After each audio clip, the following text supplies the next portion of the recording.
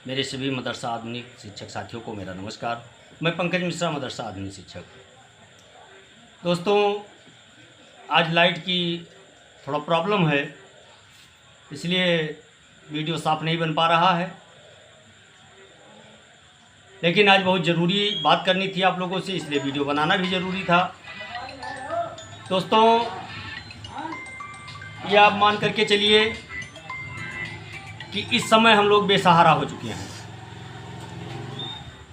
जैसा कि आज आप लोगों ने देखा है, ग्रुप पर लेटर जारी हुए हैं, उसको ग्रुप पर फॉरवर्ड किया गया है और आप लोगों ने उसको देखा है, पढ़ा भी होगा।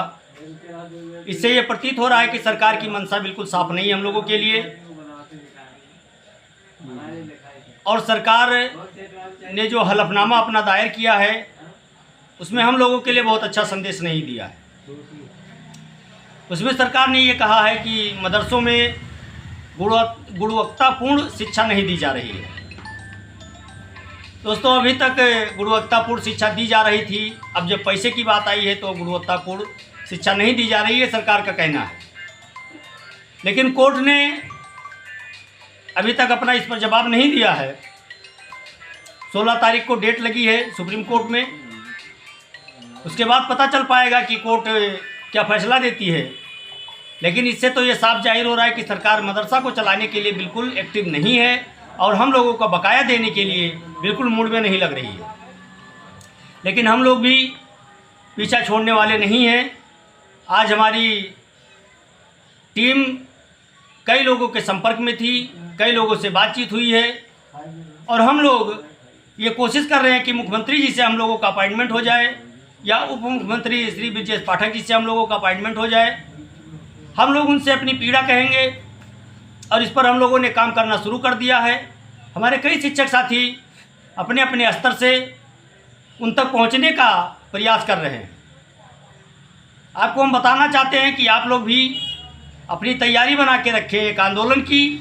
अगर हम लोगों की बात नहीं मानी जाती है तो हम लोग संवैधानिक दायरे में रह करके एक आंदोलन शुरू करेंगे।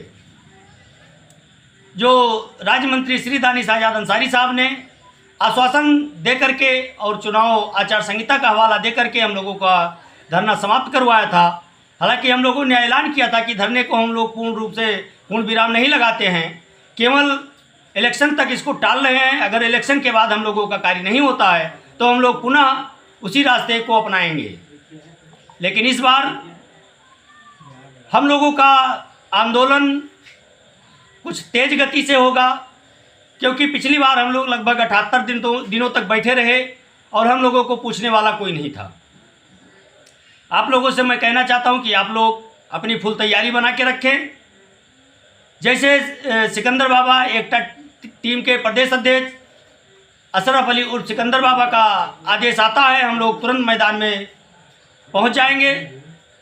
हमारे कुशीनगर के बड़े भाई मुर्तजा अंसारी साहब वो भी कोशिश में लगे हुए हैं कि किसी तरह से अपॉइंटमेंट मिल जाए हम लोगों को।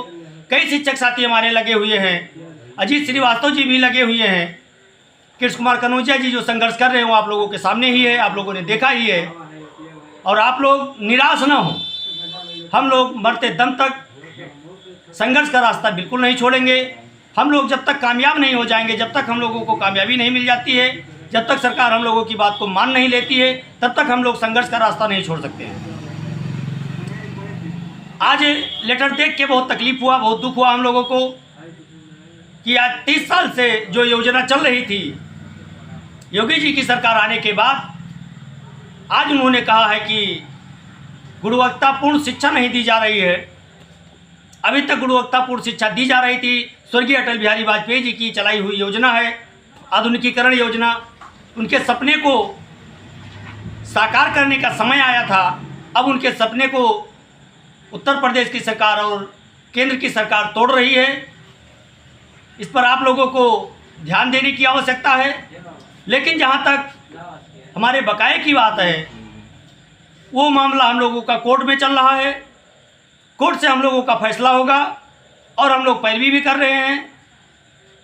लेकिन सरकार के कानों में जूं नहीं रेंग रही है, इसलिए हम लोगों को आंदोलन का रास्ता दिखाई देना शुरू हो गया है और कुछ ही दिनों में हम लोग हो सकता है धरने का ऐलान भी करें। उसके लिए आप लोग कमर कस लीजिए, आप लोग अपनी तैयारी बना लीजिए। इस बार आपको संख्या बल दिखाना है। अगर संख्या बल आप सही से दिखा ले जाते हैं तो हम लोग कामयाब हो जाएंगे।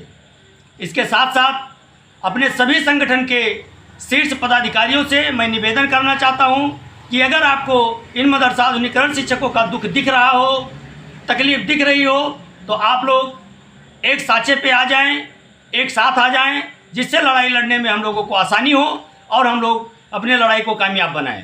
आज के लिए बस इतना ही। नमस्कार, जय हिंद, जय भारत।